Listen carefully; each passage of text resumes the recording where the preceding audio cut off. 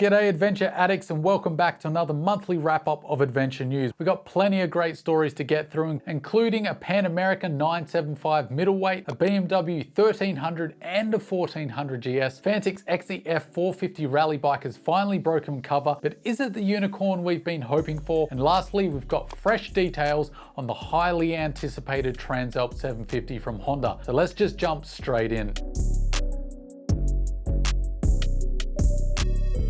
Harley-Davidson have slipped up once again and given us a little more detail. This time it's for a different accessories. Now we've got some handlebar mirrors, and in both those accessory lists, it lists the RA975 and the RA975S. Again, we've got the listing of that RA, the Pan America model with a Revolution Max motor in the 975cc capacity. And it mirrors the bigger 1250 exactly with the base model and then the special model. Now, if you remember way back to the first video I did on this, they also listed an RA965S model for the Pan America on that first slip up. That appears to be a typo. That is the common thought now. It hasn't been mentioned in this latest leak. It wasn't on the list at all. And that's not actually the biggest confirmation of the existence of the Pan America and the most exciting news. Some crafty people at motorcycle.com decided to put the RA975 and RA975S into the search function on the NHTSA website. And of course, it came up with three separate service bulletins for the RA975 and the RA975S. And this told us this model was actually intended to be a 2022 release because both models had the 2022 model year attached to them under the service bulletins. So Harley-Davidson were actually intending to release this bike this year, but they didn't. The speculation is because of the massive disruption in the supply chain lately, so Harley-Davidson might not have been confident not only of getting the materials and the computer chips that they needed to build the bikes, but also in having an ability to get the bike out to customers. So where does this all lead us to? A lot of media outlets are saying that we could see this model as early as the first quarter of 2023. If a release could potentially be that early in the year, that we could potentially, fingers crossed, see this at the big Italian motorcycle show next month at ICMA. Chuck your thoughts down below. Are you looking forward to something different like the Pan America middleweight, or do you think that Harley-Davidson should stick to making cruisers? Let's talk about the Fantic XEF 450 rally bikes, and the specs are pretty decent as you would expect. It's got that WR450 power, then you've got a 30-litre tank, you've got that nice rally tower for wind protection. Of course, you've got fully adjustable suspension, all in a package that comes in roughly at around 140 kilos. Fantic claim under 140 kilos, but they don't state by how much and whether that's fully fueled. We've got the base model and we've got the factory model, which basically has a whole pile of bling bolted on top of it. The most important feature, I think, for that factory version, which of there is only 50 bikes, but from what I can read, it actually has an increased oil capacity. Fantic doesn't state it in blatant terms, but they do note that they put an oil cooler up front and they also add an additional tank for the oil capacities. So the important thing with this bike is to identify what it's for, because a lot of people are getting excited that this is the unicorn bike that we've all been asking for, basically a modern version of the DRZ 400. This is not that bike. How do we know that? Well, the engine, as I've stated in earlier episodes, is the engine out of the WR450. It's a single cylinder 450 from Yamaha that they use in their enduro and motocross bikes. So that should be your first evidence that this bike isn't meant to be a dual sport motor. It's a highly strung competition motorcycle. The other limitation, of course, is that 450 motor is mated to a 5-speed gearbox with a Yamaha. And of course, this is a bike that's going to significantly undercut what KTM, GasGas and Husqvarna offer in their 450 rally bikes that you can buy as a kit over the counter. They're super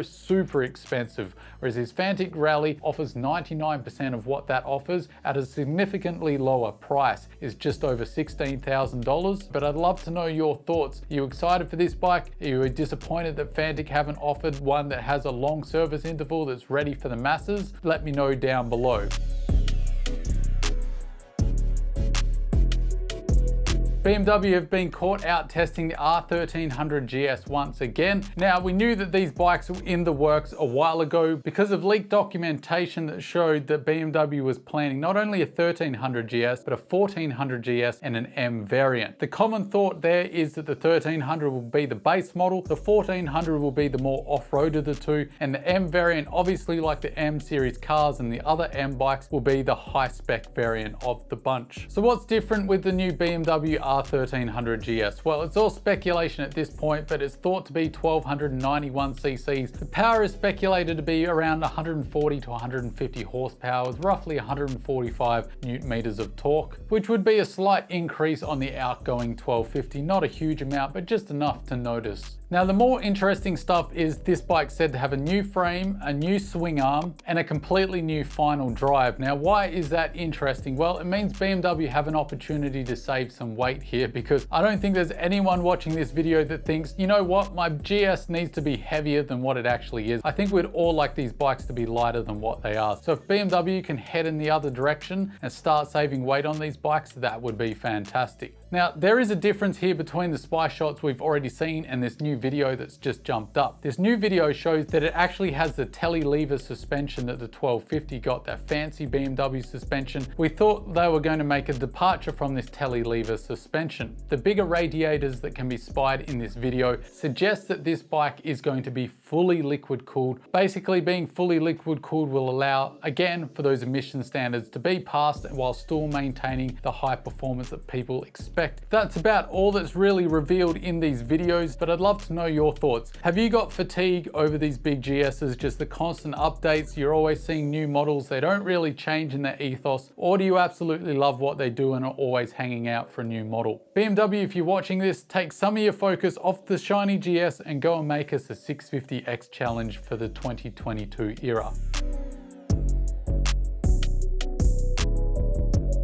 Honda has recently filed more patents on the Transalp 750. The interesting thing about these new patents that separate it from the other patents where we didn't take the looks too seriously is that this patent is for the fairing and the air intake. Both of those things have to be very accurate in order to get the patent filings approved. So what that means is the aesthetic design that we see in these patents is what the Transalp 750 is actually going to look like, at least fairing and intake wise. If you look at the patents and the spy shots, they're basically the same bikes. What this does is confirm that the spy shots we saw seem to not only be legitimate because of the 750 motor that's identical to what's in the Hornet, but also now because the patents of the fairing match exactly those spy shots. So that's the aesthetic design that I think Honda are going to go with, and that's what we should expect to see either next month or early next year. So pretty exciting times if you're a middleweight Honda fan. Still, for me, the two biggest questions that haven't yet been answered that I'm really hanging out to find out, of course, will be the weight of this bike and of course the cost.